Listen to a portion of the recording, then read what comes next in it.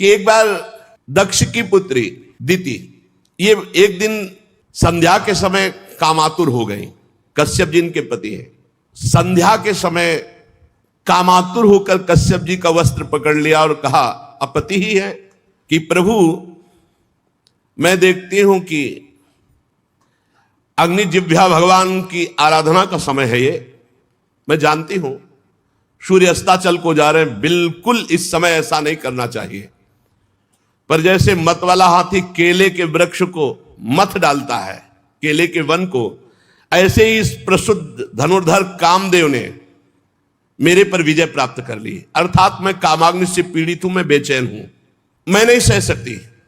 अब आप कृपा करके आपका कल्याण हो, मेरी इस पीड़ा को दूर करें और ऐसा संतान हो जिससे आपका सुयश हो।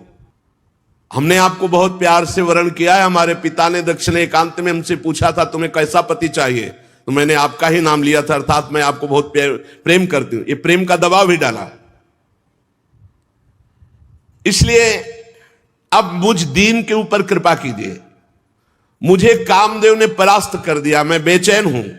कश्यप जी ने कहा, ठीक है तुम्हारी इच्छा धर्मयुक्त है, कोई अधर्मयुक्त नहीं है, लेकिन इस समय नहीं, यह समय अधर्म का। अगर ऐसा किया गया तो भारी अधर्म हो जाएगा, क्योंकि संध्या काल है। इस समय केवल भगवान की आराधना की जाती है। गृहस्थाश्रम में अपनी पत्नी की कामना को पूर्ण करना धर्म कहा गया है, लेकिन समय पर, यह समय संध्या काल का है, इस समय नहीं। इंद्रिय रूपी शत्रु से जो परास्त होकर धर्म का उल्लंघन करता है, उसका पतन हो जाता है, नाश हो जाता है। तुम्हारी जैसी भार्या और वो भी धर्म का उल्लंघन बिल्कुल ठीक नहीं है, इस समय नहीं। क्योंकि इस समय भूत भावन भगवान शंकर अपने गणों के साथ भ्रमण करते हैं, और जिसके घर में संध्या वंदन आरती पूजा सब नहीं होती है, तो वहां फिर विनाशकारी लीला होती है। ये सब ऐसा नहीं कि मनमानी, संध्या के समय भोजन नहीं किया जाता, संध्या के समय मैथुन नहीं किया जाता, संध्या के समय इधर उधर नहीं। उस समय भगवत चिंतन, ध्यान परायण, अगर आप कहीं सेवा में भी हैं तो भी 2 मिनट भगवान का स्मरण करते हुए, जैसे प्रातःकालीन बेला, वैसे जटाजूटधारी भगवान शंकर, जिनके जटाओं से स्मशान की धूलि का बवंडर उठता है, वो संध्या के समय भ्रमण करते हैं। उनके 3 नेत्र हैं, सूर्य और चंद्रमा। ये 2 नेत्र हैं जो सही ढंग से चलते हैं, तो सूर्य और चंद्रमा वाले नेत्र काम करते हैं। जो धर्म विरुद्ध आचरण करते हैं तो तीसरा नेत्र काम करता है, जो सर्वनाश विनाशकारी। संसार में भगवान शंकर का न कोई अपना है न कोई पराया है। जैसा करोगे तत्काल वैसे फल मिलेगा। उनके लिए न कोई आदरणीय, न कोई निंदनीय, न वंदनीय, कोई न त्याजनीय, न कोई अपना है न कोई पराया है। मस्त इसीलिए कहा गया भोले बाबा। बड़े बड़े देवता जिन भोगों की चाह करते हैं, लात मार के उन भोगों का सदैव अपने ध्यान में मगन रहते हैं। ऐसा ही लिखा है, भोगों को लात मार करके सदैव अपने ध्यान में मगन रहते हैं। विवेकी पुरुष को चाहिए कि कोई ऐसा अपराध भगवान शंकर का ना करे। खिलवाड़ मत समझ लेना। वो देवादिदेव अगर वो चुप भी हो गए तो आद्या शक्ति अंबार धांगनी है, कहीं का नहीं रखेंगी। कैसे नहीं रखेंगे? या देवी सर्वभूतेश बुद्धि रूपेण संस्थिता, बुद्धि घुमा देंगी, वहां फंसा देंगी जहां से निकलना मुश्किल है। बहुत समझाया पर देवी दिति तो एकदम ब्रह्मर्षि कश्यप जी का वस्त्र पकड़ लिया और कहा, मैं आपका उपदेश सुनने के लिए आपसे प्रार्थना नहीं किया। कश्यप जी ने भगवान को नमस्कार किया कि है जरूर कोई लीला जो समझाने पर भी नहीं समझ रहे। इसके बाद फिर स्नान करके वाणी को संयम में करके सनातन ब्रह्म का ध्यान करने लगे कश्यप जी। जैसा दिति जी चाह रही थी वैसा, क्योंकि पति हैं। अब इसके बाद दिति जी को बहुत भय लगा कि इस समय मैंने भारी अपराध कर दिया। जब स्नान करके अपने नित्य कर्म में कश्यप जी तो आकर चरणों में सर नवाया और कहने लगी, ब्रह्मर्षि, इस नीच काम के लिए मैंने आपको प्रेरित किया, भारी अपराध बन गया, क्षमा कर दीजिए। आप कह रहे थे भगवान शिव समय विचरण करते हैं तो क्या मेरे गर्भ को नष्ट कर देंगे वो? कुछ उपाय कीजिए, देवाधिदेव महादेव मेरे गर्भ को नष्ट ना करें। क्योंकि जो दुष्टता भगवान शिव को पसंद नहीं हो, अगर वो करता है तो वो क्रोध मूर्ति भी है, फिर वो नष्ट कर देते हैं। प्रजापति आप बड़े कृपालु हैं, आप मुझ पर कृपा कीजिए और चरणों में गिर पड़े दे दीजिए। चुप रहे। संध्या वंदन जप अनुष्ठान पूरा करने के बाद कश्यप जी ने कहा, बहुत समझाने पर भी तुम्हारा चित्त काम वासना से मलिन था, इसलिए तुमने हमारी बात नहीं मानी और हमें भी अवहेलना करने के लिए ऐसे कार्य पर मजबूर किया। इसलिए अमंगलमयी देवी तुम्हारी कोख से विश्व का अमंगल करने वाले पुत्र पैदा होंगे, जो बार बार लोक और लोकपालों सहित अपने अत्याचार से पूरे भूमंडल को रुला देंगे। ऐसे पुत्र पैदा होंगे, क्योंकि संध्या के समय तुमने गर्भ धारण किया है। उनके ऐसे स्वभाव होंगे जो निरपराध दीन प्राणियों पर अत्याचार करेंगे, भगवत भक्तों पर अत्याचार करेंगे, स्त्री गौओं पर अत्याचार करेंगे। कांप गई, उनकी तो संभावना ही नहीं थी ऐसी। दीति जी कांप गई, पैर पकड़ लिया, प्रभु कृपा करो, ऐसे पुत्र नहीं होने चाहिए। तो उनका ऐसा अत्याचार देखकर जगदीश्वर भगवान श्री हरि स्वयं अवतार लेंगे और उनका वध करेंगे। तब दीति ने मुस्कुरा दिया, फिर तो ठीक है, फिर तो ठीक है। यदि भगवान के द्वारा हमारे पुत्रों का उद्धार होगा फिर तो ठीक है, फिर तो जैसे हो। दीति ने कहा, प्रभु अब मैं आपसे प्रार्थना नहीं करूंगी, ठीक है, ऐसे ही पुत्र हो। जब भगवान श्री हरि स्वयं मारेंगे फिर मुझे कोई परवाह नहीं, मेरे पुत्रों का परम मंगल होगा। कश्यप जी ने कहा, देवी मैं देख रहा हूं तुम्हें पश्चाताप हुआ, शोक हुआ। भगवान शंकर का तुम आदर करती हो, मेरा भी आदर करती हो, भगवान हरि से तो तुम बहुत प्रसन्न हो। इसलिए मैं एक वरदान देता हूं, तुम्हारे एक पुत्र के 4 पुत्रों में एक ऐसा पुत्र होगा पूरा विश्व नमन करेगा। हिरण्यकश्यप पुत्र प्रहलाद, एक ऐसा पुत्र होगा विश्व नमन करेगा। सत्पुरुष संत जन उसका आदर करेंगे, बड़े बड़े प्रेमी संत जन उसके यश का गान करेंगे। जिस पर खोटे सोने को बार बार तपाकर शुद्ध किया जाता है, उसी प्रकार अनुकरण करने के लिए, भक्ति का अनुकरण करने के लिए तुम्हारे पौत्र को आदर्श माना जाएगा। प्रहलाद जी सब भक्तों में श्रेष्ठ है, इतनी कम अवस्था में इतनी ऊंची स्थिति भक्ति की, इसीलिए सबसे पहले प्रहलाद, नारद, पराशर, पुंडरीक, पहले प्रहलाद जी का नाम। साधु जन तुम्हारे पौत्र की प्रशंसा करेंगे और स्वयं भगवान तुम्हारे पौत्र के लिए अवतार धारण करेंगे। भगवान ही तो नरसिंह रूप में आकर हिरण्यकश्यप, दीति बहुत प्रसन्न हुई। देखो ये होता है महापुरुषों का सानिध्य। उनके पति महापुरुष हैं, कश्यप जी बड़े भजनानंदी महापुरुष हैं। उसी का प्रभाव है कि गलत कार्य तो हो गया और परिणाम भी गलत आया, लेकिन बड़ा मंगल हो गया, सुधार हो गया। भगवान के द्वारा उनके पुत्रों को मारा जाएगा और पौत्र भगवान का महान भक्त होगा।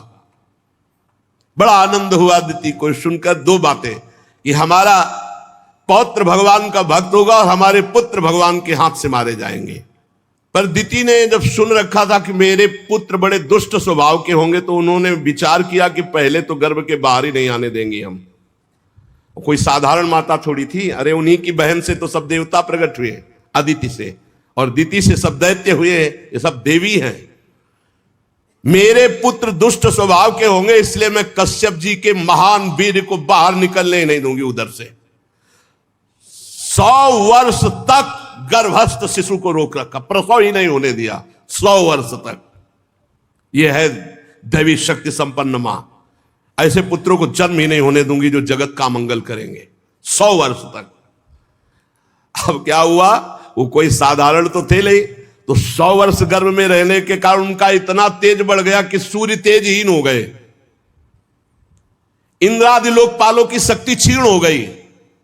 सब ब्रह्मा जी के पास गए, बोले सूर्य में प्रकाश करने का तेज नहीं रहेगा, हमें त्रिभुवन का शासन करने का तेज नहीं रहेगा, ये क्या हो रहा है। देवताओं ने कहा, प्रभु सबकी ज्ञान शक्ति कुंठित हो रही है, एक आप ही है जो आप बता सकते हैं सब क्या हो रहा है उथल पुथल पूरी सृष्टि में।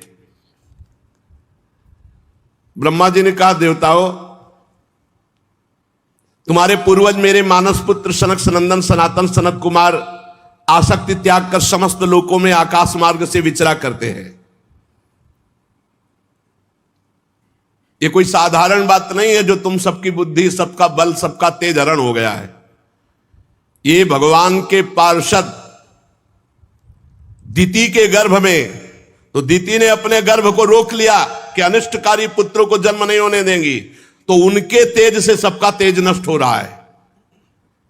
तो आखिरकार कश्यप जी के वीर से जो गर्भस्थ हैं वो हैं कौन? तो ब्रह्मा जी हंसे और कहा, देवताओं, तुम्हारे पूर्वज मेरे मानस पुत्र सनक सनंदन सनातन सनत कुमार ये चारों आकाश मार्ग से विचरण करते रहते हैं। एक बार वो भगवान श्री नारायण के दर्शन के लिए वैकुंठ धाम में जा पहुंचे। वहां सब विष्णु रूप होते हैं, सब विष्णु, सब चतुर्भुज। केवल श्री लांछन चिन्ह और कौस्तुभमणि दो चीज नहीं होती, बका पहचानना मुश्किल है कि ये पार्षद है कि भगवान हरि है। बिल्कुल हरि स्वरूप। सब प्रकार की कामनाएं छोड़कर जो भगवान का निरंतर भजन करते हैं वही वहां जा सकते हैं, दूसरा कोई नहीं। बड़ी ही सुंदर शोभा, वैकुंठ की शोभा क्या,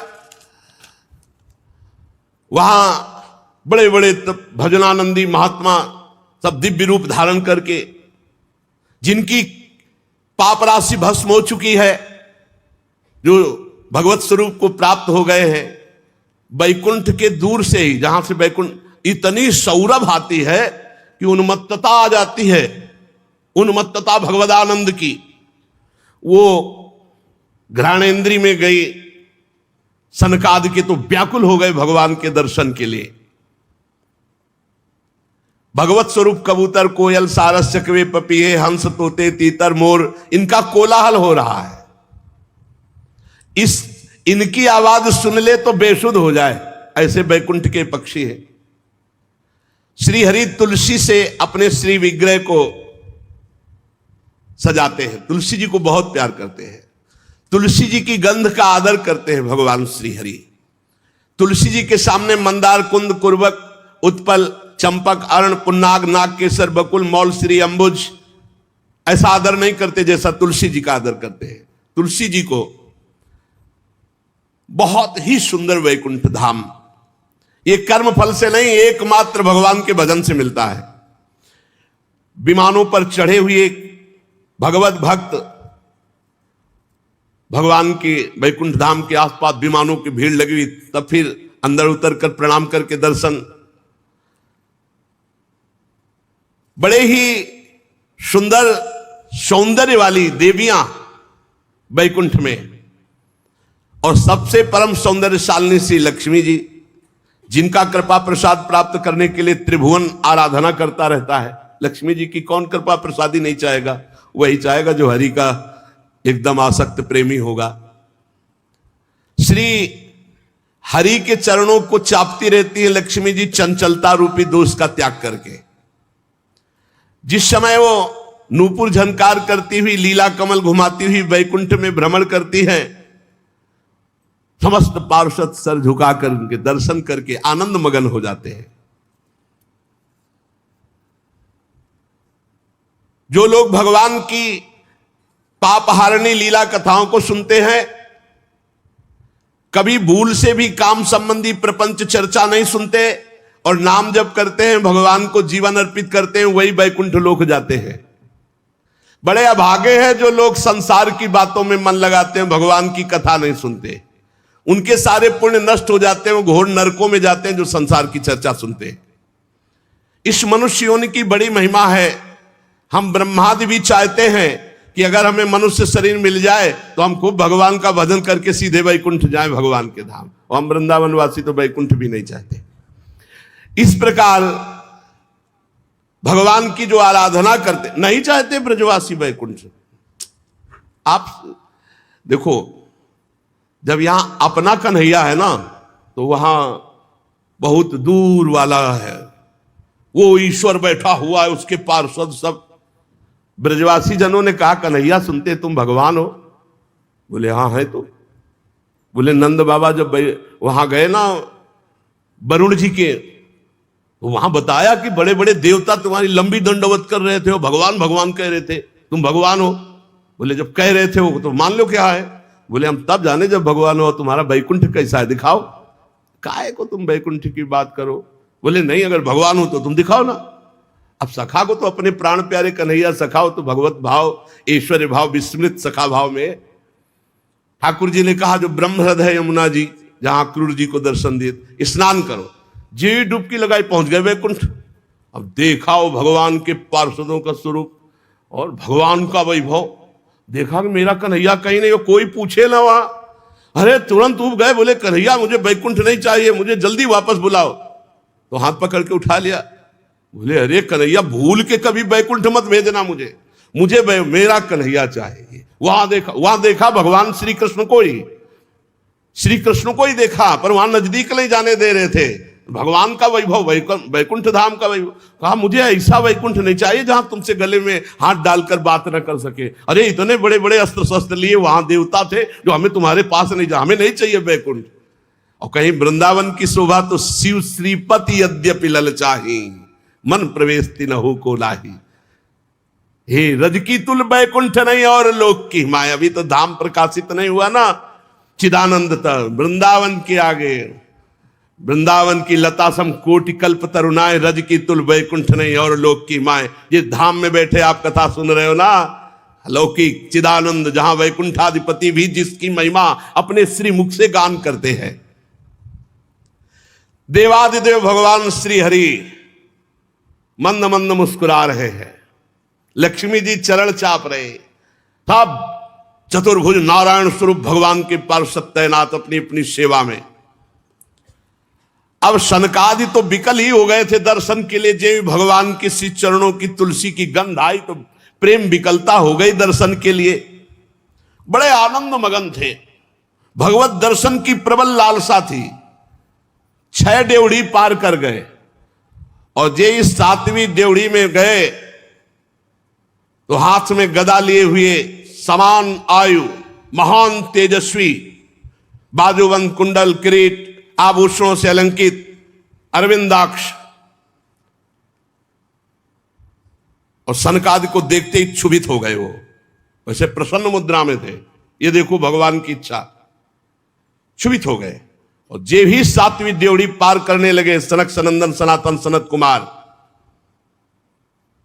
बेत लगा दिया कि इनको कोई नहीं रोक सकता। अच्छा वैकुंठ में कौन सा डर था भैया कि भाई कहीं कुछ अविनाशी भगवान के धाम में कोई ऐसा प्रवेश नहीं कर सकता। और दूसरी बात यह थी कि कुछ मान लो झोला बेग अटैची होती तो होता कि चलो भाई चेक कर लो, वो तो दिगंबर है, लंगोटी भी नहीं भाई, कुछ हाथ में नहीं, दिगंबर। पता नहीं भगवान की प्रेरणा, तो देखते ही क्षुभित हो गए और बेत लगा दिया।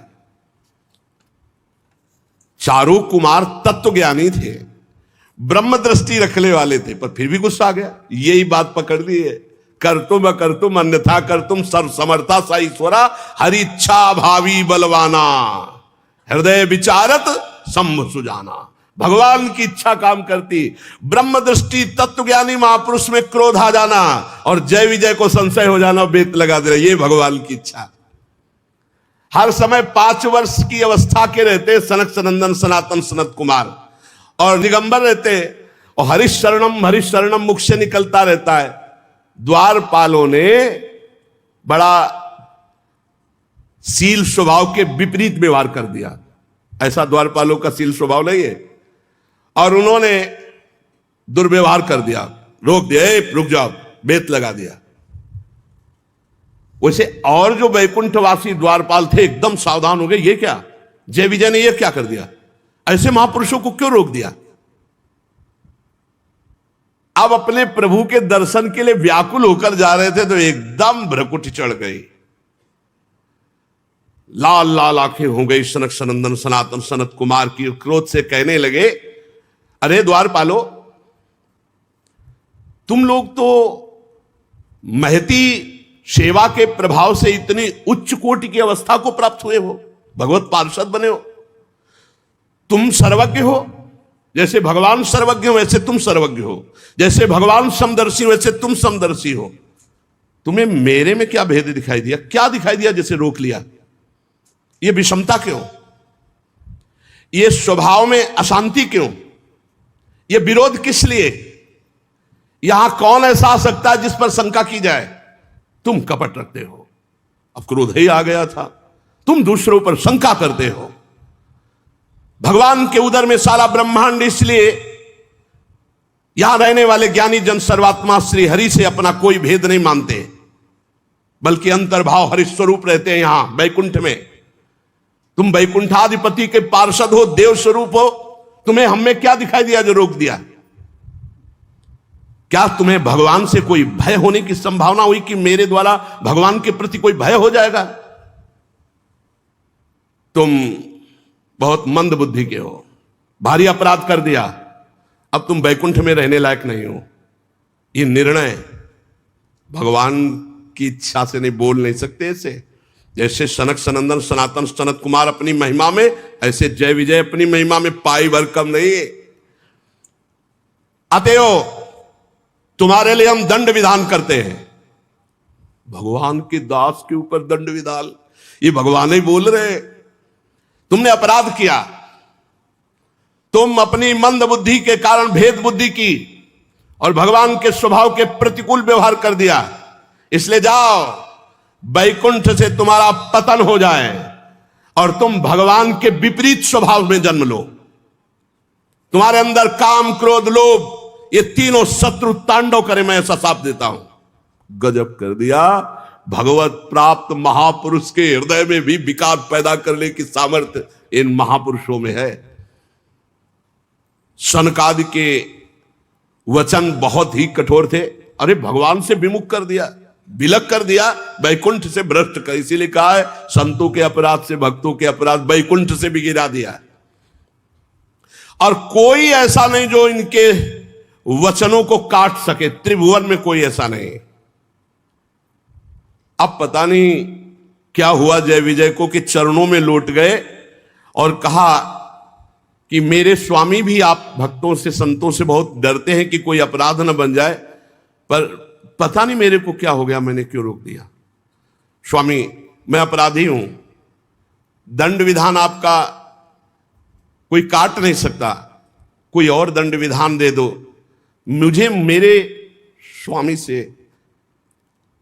अलग होने वाला क्यों दंड विधान कर दिया कि अपने स्वामी की सेवा से अलग होकर मैं कोई और दंड विधान कर दो। प्रभु आप दंड देंगे मुझे स्वीकार है, पर हमारी थोड़ी दशा पर विचार कीजिए। मैं अपने प्रभु को देखकर जीता हूं, अपने प्रभु इनसे विलग कर दिया तो प्रभु थोड़ी देर के लिए मेरे हृदय में आप बैठकर देखिए, आपने प्रभु से विलग कर दिया और उस अधम योनियों में जाने को कहा जहां भगवान की स्मृति ही नहीं होती। आपने कह दिया काम क्रोध लोभ तुम्हारे हृदय में रहे, तो भगवान की स्मृति से भी विमुख कर दिया, भगवान से विमुख कर। इतना बड़ा दंड क्यों? आप और कोई दंड दे देते, आप मुझे और कोई दंड दे देते। विनय ही कर रहे थे कि देखा जय हो भगवत पार्षद कर रहे और सामने से चंवर डुला रहे जा रहे, छत्र लगा हुआ है, पुष्प के पावड़े पर रहे, अखिल लोक चूड़ामणि भगवान श्री हरि पधार रहे। द्वारपालों ने सनकादि के चरण पकड़ रखे थे। जब भगवान की दृष्टि पड़ी, भगवान स्वयं अपने सी चरणों से चलकर आ रहे थे। जिन्हें परमहंस मुनिजन बड़े बड़े ढूंढते रहते हैं, सहज में नहीं पाते, वो भगवान चलकर, सनकादि को अंदर जाने का अधिकार अभी नहीं मिला। भगवान चलकर आए, लेकिन यह नहीं हुआ कि सनकादि अंदर चले जाए, क्योंकि भक्त को ऐसा कठिन शाप दे दिया। जी भी देखा सनकादि ने कि मेरे समाधि में दर्शन देने वाले स्वयं वैकुंठनाथ भगवान चलकर आ रहे, उनके साथ पार्षदगण छत्र चमर आदि लिए चल रहे, राजहंस के पंखों के समान श्वेत चंवर डुलाए जा रहे, शीतल मंद सुगंध वायु बह रही है, मोतियों की झालर अद्भुत शोभा दे रही, अमृत की बूंदें उस छत्र से टपक रही हैं भगवान के ऊपर। समत सद्गुणों के आश्रय, सौम्य मुख मुद्रा, अनवरत जिनकी दृष्टि से कृपा बरसती रहती है, अपने भक्तों को जो सदैव स्नेह से देखते हैं, स्नेह से, जैसे मां अपने बच्चे को देखती है, ऐसे हर भक्त को भगवान करो सदा तिनके रखवारी, जिम बालक राखे महतारी। समस्त दिव्य लोकों के चूड़ामणि भगवान वैकुंठनाथ स्वयं चलकर आ रहे हैं। पीतांबर मंडित विशाल नितंब, झिलमिलाती हुई करधनी, गले में भ्रमरों से मुखरित वनमाला, सुंदर कंगन पहने हुए, और साथ में पार्श्व में गरुड़ जी चल रहे हैं, जिन पर एक हाथ धरे हुए हैं। गरुड़ जी पर एक हाथ पधराए हुए हैं और एक हाथ से लीला कमल घुमा रहे हैं। बिजली की सी कांति पीतांबर धारण किए हुए, मकराकृत कुंडल, सुघड़ नासिका, बड़ा ही सुंदर मुख, सिर पर मणिमय विशाल मुकुट विराजमान, गले में सुंदर हार, कौस्तुभ मणि अपूर्व दमक रही है। भगवान का श्री विग्रह सुंदरता का समुद्र है।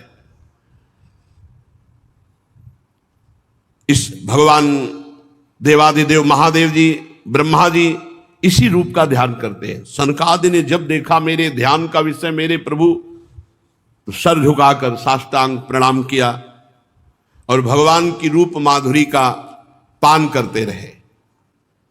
सनकादि मुनीश्वर निरंतर ब्रह्मानंद में मगन रहते हैं, लेकिन जिस समय भगवान के श्री चरण कमलों का दर्शन हुआ तो ब्रह्मानंद से मन हट करके भगवान के रूप में आसक्त हो गया।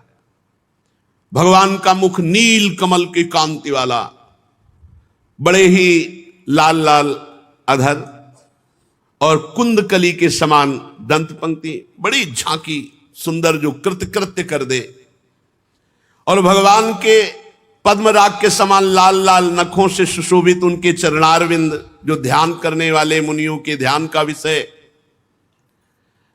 अष्ट सिद्धियां, नौ निधियां, समस्त सिद्धगण, मोक्ष पदवी मूर्तिमान होकर भगवान की चरण सेवा में हाथ जोड़े खड़े। मोक्ष पदवी, अष्ट सिद्धियां, नौ निधियां, सब सनकादि मुनियों ने प्रणाम करके कहा, अंतर्यामी रूप से यद्यपि आप दुष्ट चित्त के हृदय में भी रहते हैं, पर वो आपकी दृष्टि से ओझल कभी आपको देख नहीं सकते। बड़े बड़े भक्तजन भाव रूपी नेत्रों से आपका ध्यान करते हैं, और आप ध्यान का नहीं, आज तो मैं साक्षात आपको सामने देख रहा हूं।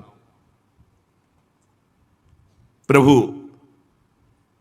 मैंने श्रवण रंध्रों से आपकी रूप शोभा सुनी थी, पर आज देखा है, नेत्र भरकर पान तो आज हम कर रहे हैं। भगवान, आप तो साक्षात परम तत्व हैं। इस समय आप हम सबको आनंदित करने के लिए आप पधारे हैं। आपकी कृपा दृष्टि के बिना कोई आपको नहीं देख सकता। प्रभु, आपका सुयश अत्यंत कीर्तनीय है, जो सांसारिक दुखों की निवृत्ति करता है। हम आपके चरणों की शरण में रहने वाले हैं, आपकी कथा के रसिक हैं, आपका नाम जप करते हैं हरिशरणम, और आपकी कथा सुनते हैं। प्रभु, मुझे और कुछ कोई पद, कोई सुख नहीं चाहिए, बस मेरा चित्त भंवरा बनकर आपके चरण कमलों में ही घूमता रहे, बस यही मैं चाहता हूं। हे विपुल कीर्ति प्रभु, ये जो आपने रूप प्रकट किया है, हम पर बड़ी कृपा की। अजितेंद्रीय पुरुष तो कभी भावना भी नहीं कर सकता आपके रूप की। मैं बार बार प्रणाम करता हूं। सनकादि ने साष्टांग पुनः दंडवत किया।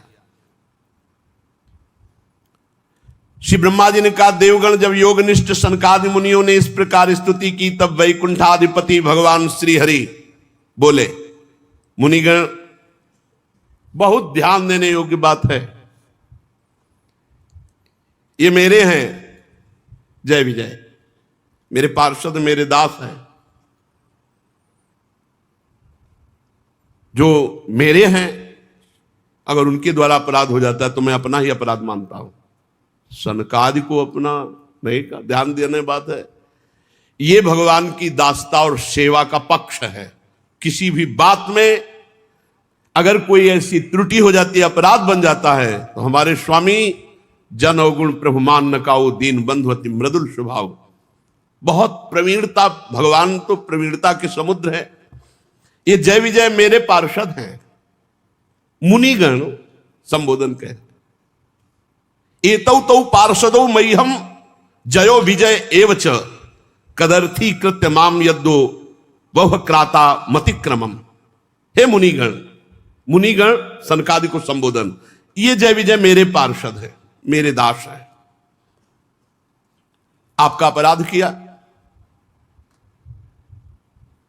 अवज्ञा की, आपने इन्हें दंड दिया, स्वीकार है। क्योंकि आप जैसे ब्रह्म ऋषि मेरे आराध्य देव हैं। मेरे दासों के द्वारा जो तिरस्कार किया गया है उसे मैं अपना अपराध मानता हूं। ये पक्षवत, ये बाहर से शब्दों में समझ में नहीं आएगा, अंदर की बात है। आप मेरे आराध्य देव हो, ब्रह्म ऋषि हो, लेकिन मेरे अनुचरों के द्वारा, मेरे दासों के द्वारा जो अपराध हुआ वो मेरे द्वारा अपराध हुआ, मैं अपना अपराध मानता हूं। ये जो प्रियता है, ये अमोघ प्रियता है भगवान की। ये प्रिय, ये मेरे दास के द्वारा अपराध हुआ, मतलब मेरे द्वारा अपराध हुआ। आप जरा इस बात को समझिए। मुनिगण, ब्रह्म ऋषिगण ऐसे संबोधन सनकादि को, ये मेरे पार्षद हैं, मेरे अनुचरों द्वारा हुआ अपराध मैं अपना अपराध मानता हूं। मैं अपना किया हुआ अपराध मानता हूं, मैंने किया ऐसा। मैं आपसे प्रसन्नता की भीख मांगता हूं। देखो देखो, ये बहुत बड़ी बात है, बहुत बड़ी बात है, बहुत बड़ी बात। ये लीला भगवान की अगर समझ में आ गई तो उमा राम स्वभाव जे जाना ताय भजन तज भावना न। मेरे भगवान कैसे कृपालु हैं। कह रहे मैं आप लोगों से प्रसन्नता की भीख मांगता हूं, भगवान कह रहे हैं। गजब की बात, मतलब इसके आगे क्या बोलने लायक रह गया। तद्वह प्रसादयाम यद्य ब्रह्म दैवम परम ही में। मैं आपसे प्रसन्नता की भिक्षा मांगता हूं इनके लिए। क्या?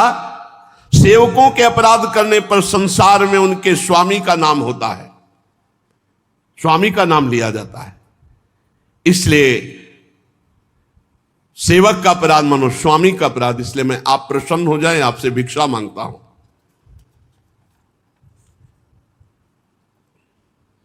मैं विकुंठ कहलाता हूं, जिसकी महिमा कभी अपवित्र नहीं होती। सारा जगत मेरी महिमा का गान करके पवित्र होता है। जो कोई आप जैसे महात्माओं का अपराध कर दे तो मेरी भुजा ही क्यों ना हो, मैं उसे तुरंत काट डालूंगा। दोनों बातों को समझिएगा।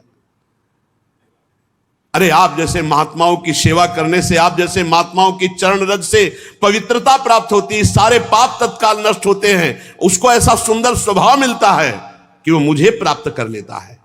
देखो ना, मैं उदासीन रहता हूं लेकिन लक्ष्मी एक क्षण के लिए भी मुझे नहीं छोड़ती। क्यों? इन्हीं लक्ष्मी का कृपा कटाक्ष प्राप्त करने के लिए ब्रह्मादि देवता बड़े बड़े नियमों और व्रतों का पालन करते हैं। जो मुझे अपने कर्म समर्पित कर देते हैं या आत्मसमर्पण कर देते हैं, ऐसों को अगर भोजन पवाया जाए तो एक एक ग्रास पर जो सुंदर पकवान भोजन, तो जैसा मैं वहां तृप्त होता हूं ऐसा यज्ञ से तृप्त नहीं होता। जो कर्म फल समर्पित किए हुए, मुझे समर्पित किए हुए मेरे भक्त हैं, मेरे भक्तों को जब कोई पवाता है तो एक एक ग्रास पर मैं वैसा प्रसन्न होता हूं जैसा किसी यज्ञ करने से प्रसन्न नहीं होता। योग माया मेरे अधीन है। मैं अखंड असीम ऐश्वर्य का स्वामी हूं। मेरा ही चरणोदक गंगा जी हैं। भगवान शंकर इसी को मस्तक पर धारण करते हैं और लोगों को पावन करते हैं। मैं पवित्र ईश्वरों का भी ईश्वर होकर के अपने भक्तों की चरण रज मुकुट पर धारण करता हूं। ये बहुत बड़ी बात है। ये बहुत बड़ी बात भगवान कह रहे। मैं योग माया का पति हूं, स्वामी हूं, अखंड असीम ऐश्वर्य है। मेरा चरणोदक ही गंगा जी, और जिस गंगा जी को स्वयं महादेव जी मस्तक पर धारण करते हैं और समस्त लोगों को पावन करते हैं, ऐसा मैं परमेश्वर होकर भी अपने भक्तों की चरण रज अपने मुकुट पर धारण करता हूं। कौन हो सकता है भक्तों से बढ़कर? भगवान कह रहे, ब्रह्म ऋषि, दुग्ध धेनु, दूध देने वाली गाय, अनाथ प्राणी, ये सब मेरे साक्षात स्वरूप हैं। जिनकी बुद्धि भ्रष्ट हो जाती है वो इनको कष्ट देते हैं। फिर मेरे द्वारा नियुक्त यमराज के गिद्ध जैसे दूत उनको नोच नोच कर खाते हैं, फिर उनको नर्क भोगना पड़ता है। अगर कोई भक्त का कटु भाषण से भी तिरस्कार कर दे तो मैं बर्दाश्त नहीं कर सकता। कटु भाषण से भी तिरस्कार कर दे तो मैं बर्दाश्त नहीं करता। और अगर कहीं मेरे भक्त को प्रसन्न चित्त से, अमृत भरी दृष्टि से, मुस्कान के द्वारा आदर कर दे तो मैं उसको ऐसे ही मानता हूं जैसे पिता अपने पुत्र का। ऐसे मैं सदैव उसकी रक्षा करता हूं, उसका पालन करता हूं।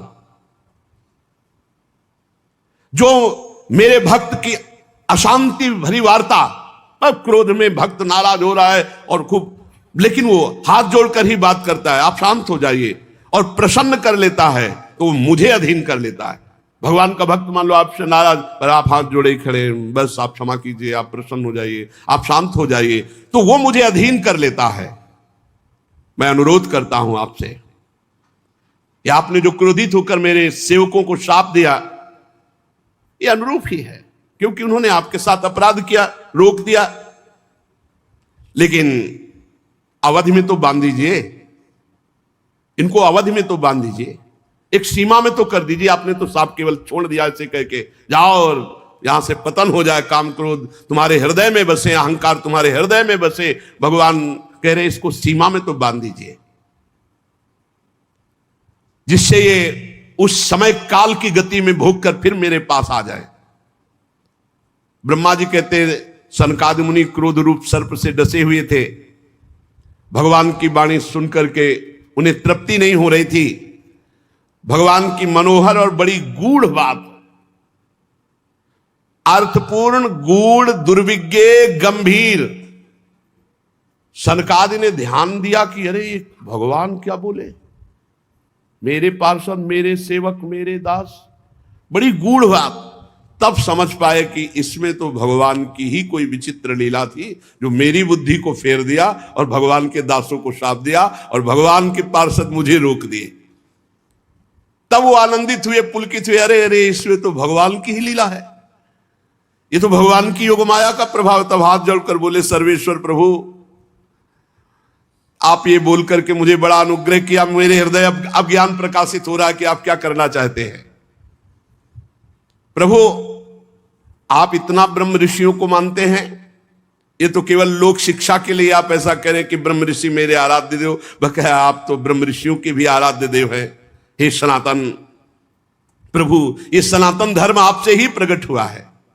आप सनातन धर्म की रक्षा के लिए अवतार ग्रहण करते हैं। परम धर्म ये गुह्य रहस्य है, आपकी वाणी को समझना बड़ा गुह्य है।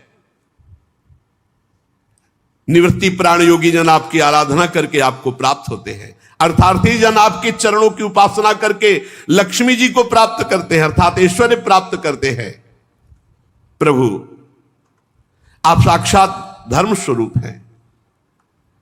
आप शिक्षा देने के लिए ऐसा कह रहे हैं, वस्तुतः आपसे बढ़कर के कौन हो सकता है। हे देव, हम सब आपके द्वारा रक्षणीय हैं, आप हमारी रक्षा कीजिए। सर्वेश्वर, अब शाप तो निकल ही गया है, आप चाहें तो मिथ्या कर दें। द्वारपाल आपके हैं, जैसा उचित चाहें आप मुझे दंड दें या पुरस्कार दे, मैं भी आपका हूं और वो भी आपके हैं, आप जैसा चाहो प्रभु करो।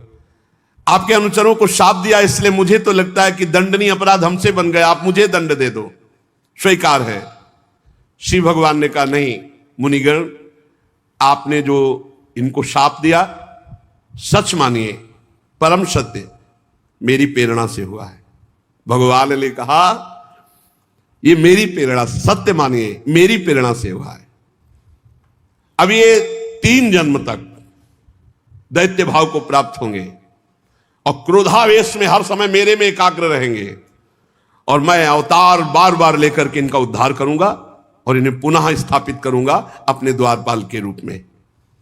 ब्रह्मा जी कहते हैं, मुनीश्वरों ने नयनाभिराम भगवान श्री हरि के दर्शन के, प्रभु की परिक्रमा की, प्रणाम किया और प्रमदित होकर फिर हरिश शरणम रटते हुए भगवान ने जय विजय से कहा, जाओ भयभीत मत होना, तुम्हारा कल्याण हो, हर समय मेरे में वैर भाव रखना। देख लो भगवान क्या कह रहे हैं, मेरे से वैर भाव रखना तो अंतिम समय तक यही बोल करके प्राण त्याग रहा है। कहां राम रन हतो पचारी। भगवान का ऐसा अनन्य दास है कि भगवान की आज्ञा को उल्लंघन नहीं। अनन्य दास उसे कहते हैं कि यदि स्वामी आदेश कर दे कि मार हमारी छाती पे घुसा, तो उसी समय बिना विचारे घुसे का प्रहार कर दे स्वामी पर, उसे अनन्य दास कहते हैं। जैसे अनन्य दास भीष्म जी तान तान के बाण मार रहे श्री कृष्ण के शरीर पर, जहां विपक्ष में खड़े हैं। अभी भक्ति का वो जो रंग आता है वो एक अलग होता है। ये रंग में रंगे हुए हैं, परिपक्व हैं। भगवान ने क्या कहा? डरना मत। भगवान ने जाओ, किसी भी तरह से मैं भयभीत मत होना, तुम्हारा कल्याण करने के लिए मैं समर्थ हूं। मेरे से बैर रखना, मेरे से बैर रखना। जाओ, तुम जन्म लो और मैं भी जन्म लूंगा। मैं ब्रह्म तेज को मिटा सकता हूं, लेकिन मिटाना नहीं चाहता, क्योंकि मेरा ऐसा ही मत है। और ये एक बार जब मैं योग निद्रा में स्थित था, तो लक्ष्मी जी प्रवेश कर रही थी, तो तुमने रोकने की चेष्टा की थी, उसी का दंड यहां मिला है तुम्हें। और उस समय भी रोकने की भगवान ने प्रेरणा की होगी। नहीं, जय विजय कैसे लक्ष्मी जी को रोक सकते हैं? जाओ, तुम दैत्य योनि को प्राप्त हो गए, पर तुम्हारी सारी एकाग्रता मेरे में होगी। थोड़े समय में मैं भी आ रहा हूं। जब जब तुम जन्मोगे तब मैं प्रकट होऊंगा और तुम्हें लेकर पुनः आऊंगा। द्वारपालो, भयभीत मत होना।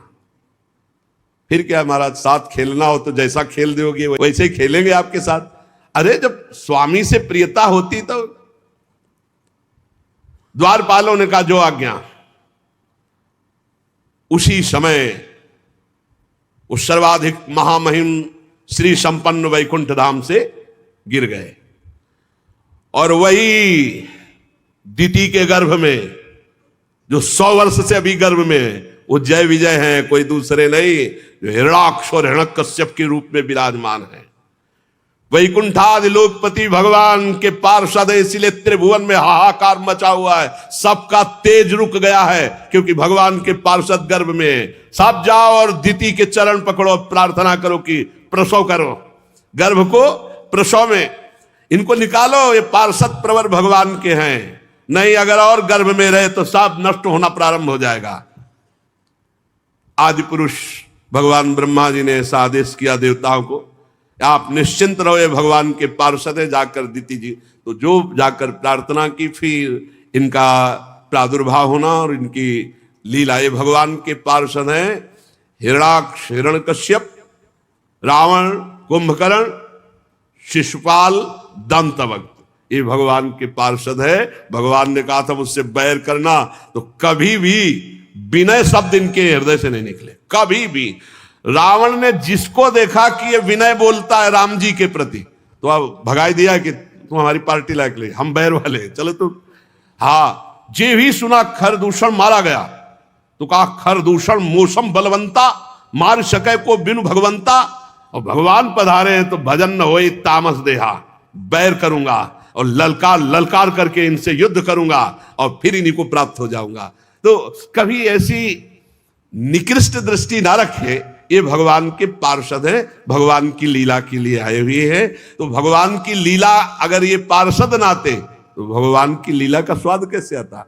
हम जब रामायण की आरती करते हैं तो उसमें सबकी आरती हो जाती है, क्योंकि सब विराजमान है ना। हम जब भागवत की आरती करते हैं तो इसमें सबकी आरती हो जाती है। ये सब भगवत स्वरूप है। हमें लीला रस आस्वादन करके अपने अंतःकरण को पवित्र करके निरंतर भजन करते हुए भगवान के धाम जाना है। और धाम आ चुके हैं, बस पर्दा हटना है, अंदर प्रवेश होना है। धाम आ चुके हैं, धाम यही धाम है चिदानंद वृंदावन। बस केवल पर्दा हट जाए त्रिगुण माया का, तो यही प्रिया प्रीतम खेल रहे हैं, यही रास भूमि है। बस इसी में हमें मिल जाना है। बस हमें तो कहीं जाना नहीं है ना, हमारे लिए कोई विमान आने की जरूरत नहीं है, बस वो पर्दा हटने की जरूरत। पर्दा हटा, दिव्य वृंदावन प्रिया प्रीतम, बस ये अंतिम जन्म।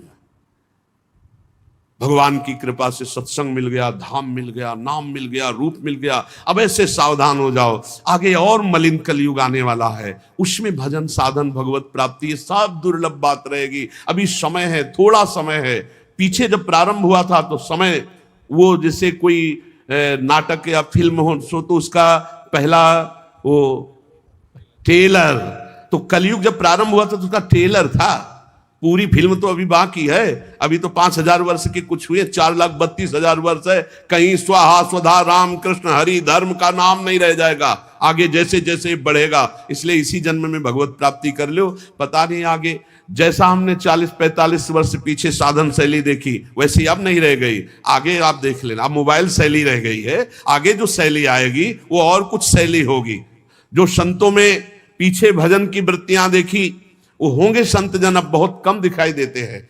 अब जो आगे समय आएगा तो और कम संत जो शुद्ध भगवत प्राप्ति का मार्ग, ऐसा हम नहीं कहते कि अभी, लेकिन ऐसा होगा कि फिर आगे सतमार्ग लुप्त हो जाएगा। सदग्रंथों के अनुसार साधना करके सिद्ध हुए महापुरुषों का मिलना बहुत कठिन हो जाएगा, तो भगवत मार्ग बड़ा कठिन हो जाएगा। इसलिए इसी जन्म में अंतिम जन्म बना दो कि अब हमारा जन्म मरण कलयुग में ना हो, खूब नाम जप करते हुए हम भगवान को प्राप्त हो।